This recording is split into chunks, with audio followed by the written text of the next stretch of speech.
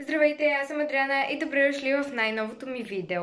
Дългоочаквания влог от състезанието, което се проведе в Горна Оряховица. Така че хайде с мен първо да си оправя багажа. Така, вече се прибрах от тренировка и мисля, че си личи по прекрасната прическа, която имам. Все едно. Сега ще започвам да си оправям багажа. Като мисля първо да прибера всички дрехи, след това гримове, като винаги за състезанията взимам повече гримове и след това нещата от банята, така че ще видите целият процес, както винаги. Сега директно ще си прибера абсолютно всички дрехи. Така, вече си прибрах всички блузи и панталони, клинове, къси панталони, дънки, антузи и така нататък.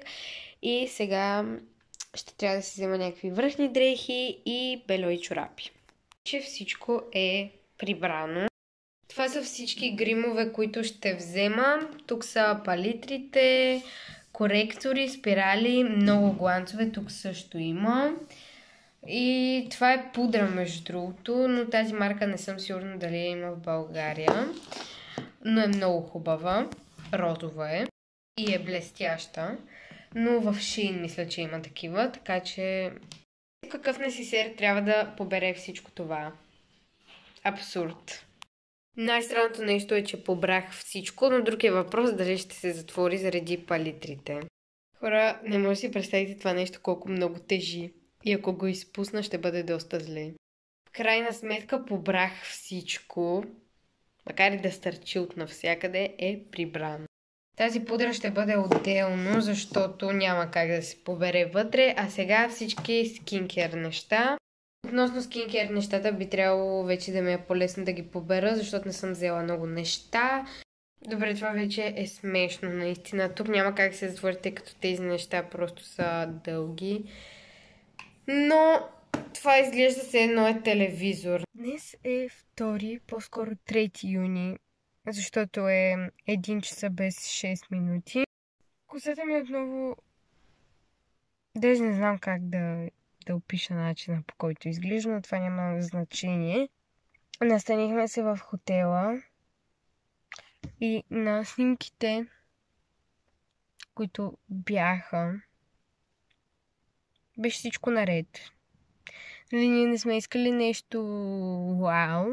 Просто да има някъде, къде да спим, където да е чисто просто. Чисто. Влизам и виждам хлебарка. Значи, под всякаква критика е цялата хотелска. Тут даже мисля, че се води апартамент, не знам. Възглавниците, като махнеш калъвката, е цялата кафява се, но в някаква пръст си я хвърлял. Ужасно изглежда, смисъл, много е мръсно. Тук не говоря въобще за обзавеждане, а за чистотата, която всъщност няма такава чистота. И общо взето, аз не мога да... Просто не от глезоти или нещо такова, просто аз с хлебарките не мога да спя. Мога да издържа да спя на мръсно, но да спя с хлебарки не. Защото тя хлебарката беше на едно от диванчетата, които се разпъват. Надявам се до утре да се оправи всичко, защото в момента часът вече е 1 почти. И аз утре съм на тренировка от рано. Като се има предвид от рано, имам предвид 9:30, а това означава, че аз трябва да стана максимум най-късно в 8:30. В крайна сметка сменихме хотела и отидохме в един, който се намира в Велико Търново. И тук ви показвам закуската. Беше прекрасна. А ето я и гледката, която беше много красива. Имаше и басейн, в който успях само да си топна краката, защото не си бях донесла бански. Има и кадри от пътя към следващия хотел, тъй като в предишния бяхме само за една нощ. Вече сме в новия апартамент, който изглежда уникално. Сега ще ви го покажа. Между другото, вратите много ми харесват, така е като влезете, като има ехо, за което се извинявам.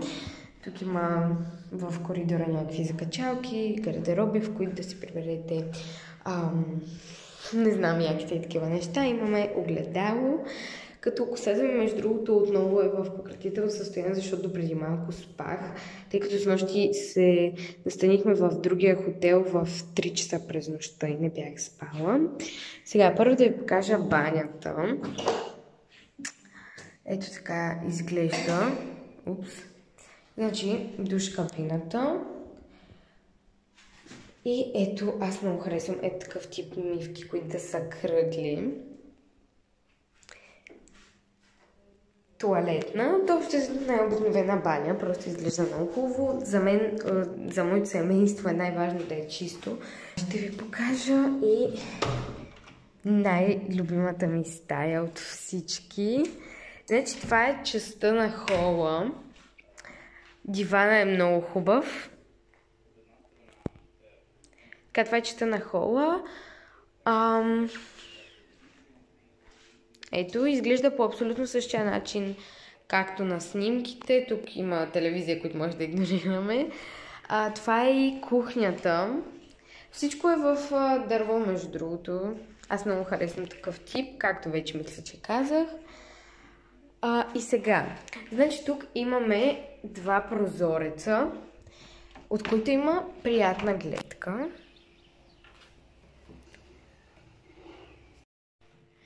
Ето я и тераската.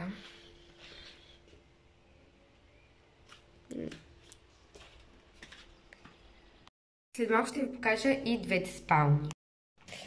Така, това е едната спалня, където ще спят мама и тате. Един голям гардероб има, в който ние сме сложили саковете. По-скоро ние справя сме си сложили в нашата стая. Нощно шкафче, там има още едно. Леглото. Само един любопитен факт за мен е, че аз нямам любими цветове, но имам такива, които най-често ми харесват повече. Не знам как да ви го обясня. И това е черкоазеното синьо или ето такова синьо. Много обичам, защото ми напомня на лятото просто. Телевизор, между другото, във всяка стая има. Тези столове много са красиви. Има и тук един. Или не знам, може мама да го е преместила. Обаче много хубав стол. И тук отново имаме не чак толкова хубава гледка, но пак е зеленичко поне. След малко ще ви покажа и стаята, където сме аз и брат ми, просто в момента той спи. А сега ще се оправя с тренировка, ще си оправя косата. Какво е това? Какво е това? Не знам. Не, също това са бебешки косички, но няма значение. Не са новате. Да, с хубава коса съм. И аз да се покажа, направих си кок току-що. Колко ще издържи да изглежда така, не знам. Облякох се. Удобно, като тези панталонки, между другото, съм си я купила най-различни цветове, защото обожавам такъв тип панталони. И сега след малко тръгваме, като ще трябва да хапна. В момента часът е 3:30. И аз все още не съм обядвала. Не, че е нещо странно за мен, но просто, нали, гладна съм, така че тати ще донесе пица след малко и ще хапвам пица. Между другото, сега ще ви покажа част от стаята, в която сме аз и брат ми. Просто не ви показах по-рано, защото той спеше. Той в момента спи, но ще ви покажа само частта, където не е леглото. Това е най-любимото ми кътче от цялата стая. Изглежда прекрасно. Не мога да определя дали това е бюро или туалетка, но огледалото беше прекалено нависоко, така че бих казала по-скоро бюро. Между другото, този апартамент също е във Велико Търново. Имахме и едно произведение на изкуствата и телевизор.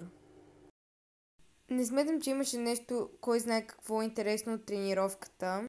Заради това и не снимах. Но на връщане искам да видите какъв дъжд ни наваля. И съжалявам за лошото качество на клипчето.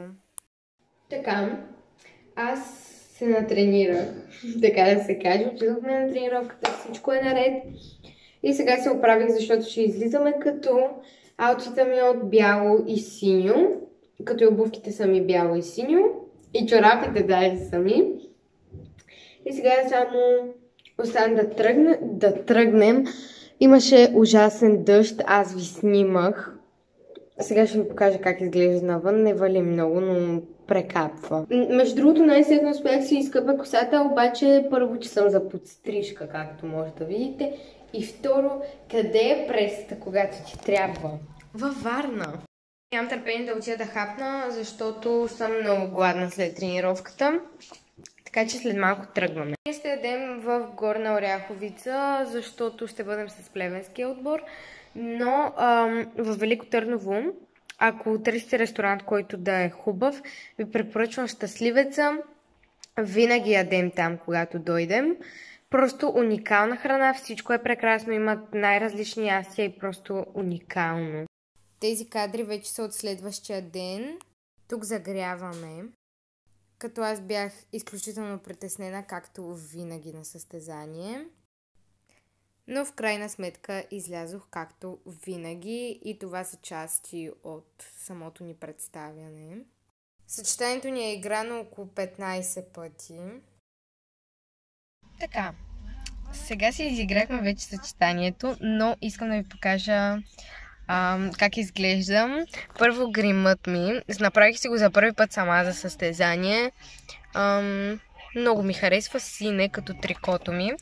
Прическата ми този път е малко кокче, просто защото иначе става много бавно и всичкото отгоре така ми е по-удобно да играя. И сега ще ви покажа трикото, което всъщност ми е наследство от мама. Мама игра с това трико на България Талант и сега за състезанието ми го стесниха по мой размер и ще ви го покажа как изглежда. Много е красиво. Ето го и трикото, като то е синьо, но на различна светлина може и да изглежда черно.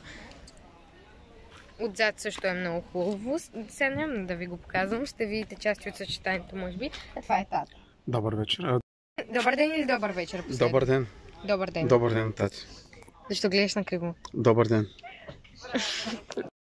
След състезанието решихме да хапнем в любимия ни ресторант във Велико Търново, Щастливеца. Храната беше уникална, както винаги. Гледката от самия ресторант също е уникална, както може да видите. Не знам дали съм го споменавала, но един от най-любимите ми градове всъщност е Велико Търново. Поради тази причина решихме и да се разходим на центъра, който също е много красив. Нямаше как в тази жега да не си купя и един сладолед. След цялата тази хубава разходка се върнахме в Горна Оряховица за награждаване, което мина добре. И като за завършек на целия този изморителен ден, отидохме на един друг ресторант, който беше в хотел с част от плевенския клуб. А след това към 11 часа потеглихме към Варна. Ако искате да гледате още интересни видеа, свързани с акробатика, може да ни последвате в моя Instagram и в TikTok профила ни. Благодаря за гледането, надявам се това видео да ви е харесало. Чао!